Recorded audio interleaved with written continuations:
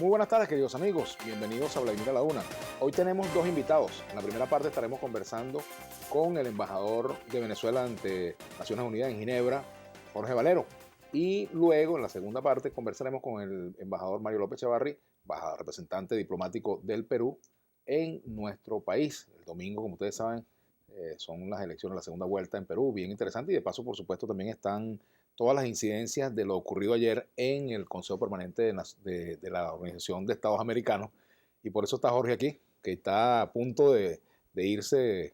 Al terminar el programa sales a tus responsabilidades, ¿no?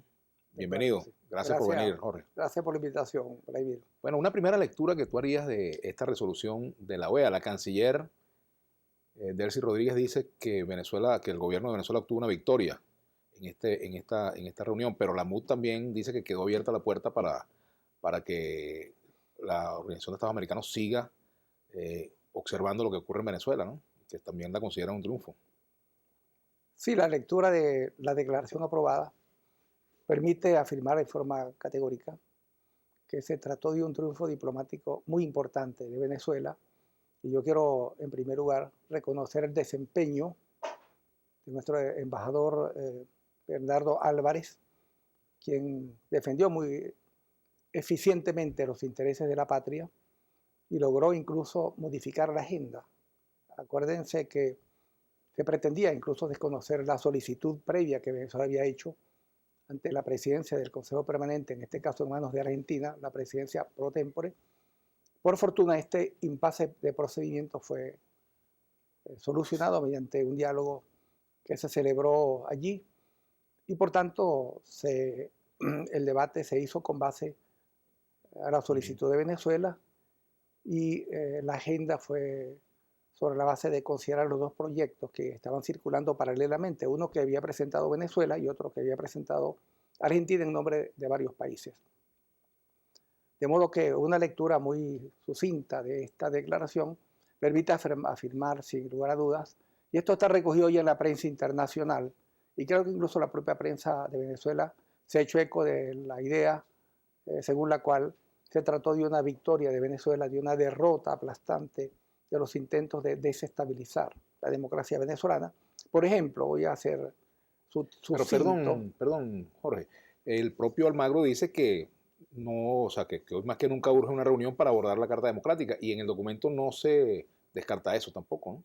Sí, fíjate tú, es muy importante que el documento tiene varios componentes. Subraya muy categóricamente que cualquier consideración de Venezuela tiene que partir de un respeto a la soberanía.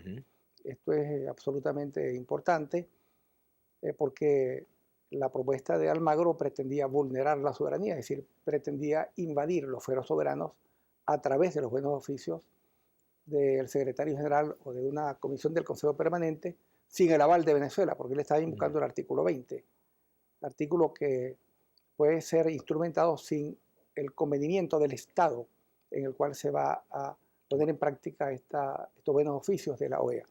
Pero en segundo lugar, esto es muy importante, el apoyo explícito a la gestión de UNASUR, del expresidente Samper, e incluso en la declaración se menciona con nombre y apellido los tres expresidentes que están actuando como factores de facilitación. Me refiero a los expresidentes Zapatero, Fernández y Torrijos.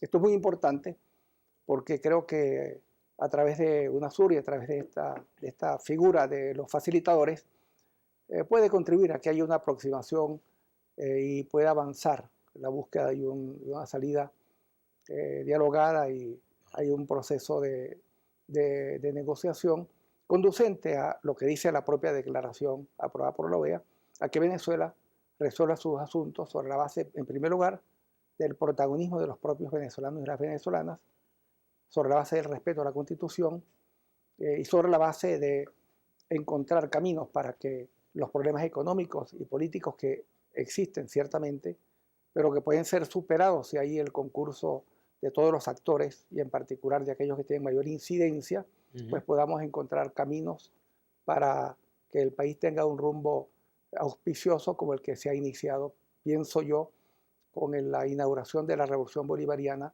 y del triunfo histórico de Hugo Chávez Frías en las elecciones cuando fue nominado por primera vez presidente constitucional y presidente legítimo. Sin embargo, la actuación de la OEA no culmina con esta declaración de ayer. El propio secretario general insiste hoy en la necesidad de que se convoque una reunión entre el 10 y el 20 de junio, una reunión del Consejo Permanente precisamente para que los estados se pronuncien en torno a lo que él ha considerado graves alteraciones al orden constitucional en Venezuela. Es decir, este capítulo no está cerrado.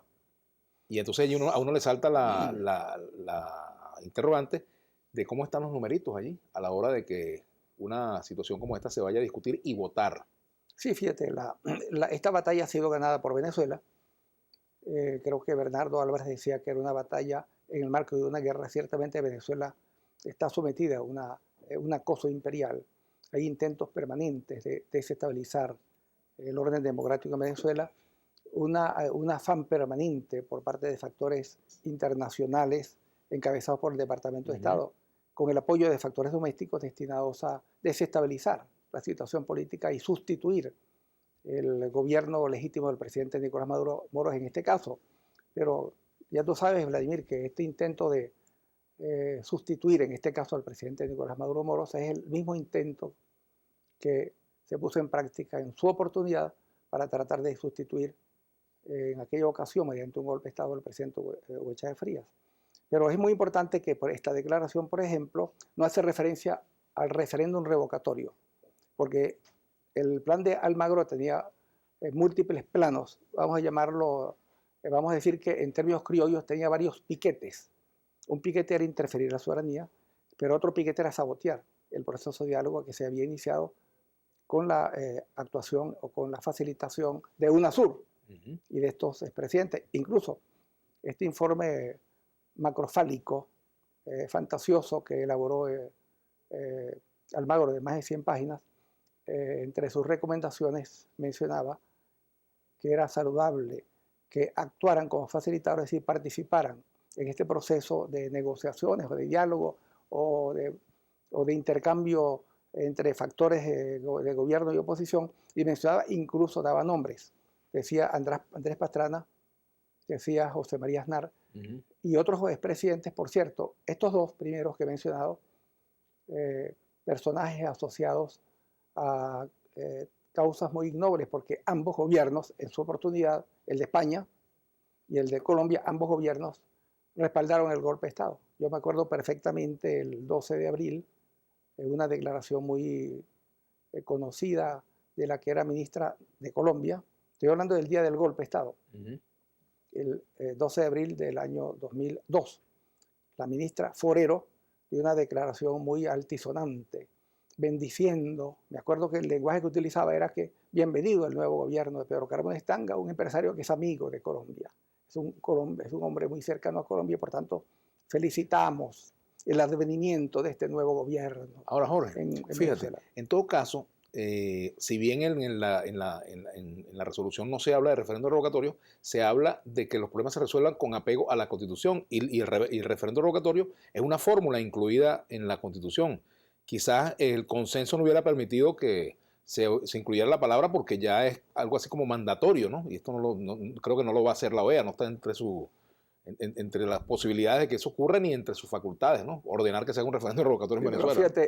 Fíjate. Pero sí el respeto a la Constitución, por ejemplo. Me parece muy importante que se invoque y se subraye el respeto a la Constitución, porque ese es el marco jurídico que nos cobija a todos. Obliga a ambos, gobierno y oposición. Obliga a todos, esa es la Constitución de todos los venezolanos y todas las venezolanas. Pero otro detalle no irrelevante es que esta declaración no habla de la Carta Democrática Interamericana, incluso no habla del artículo 20, que es lo que está proponiendo Almagro. Es una aberración.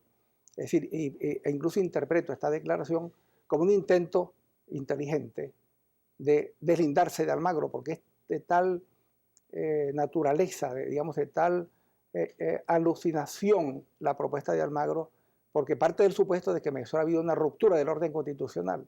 Quiero que tú sepas, Vladimir, porque yo fui corredactor de la Carta Democrática y fui embajador en la OEA por muchos años, que es en la historia de la OEA, es decir, en la historia en la cual ha estado vigente la Carta Democrática Interamericana, que se aprobó el 11 de septiembre del año 2001 en Lima, Perú. A mí me tocó estar presente allí en representación de Venezuela en esta Asamblea General.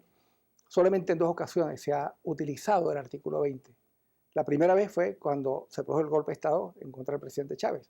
El Grupo de Río, coincidentalmente reunido en San José de Costa Rica el 11 y 12 de abril del año 2001, coincidió con el golpe.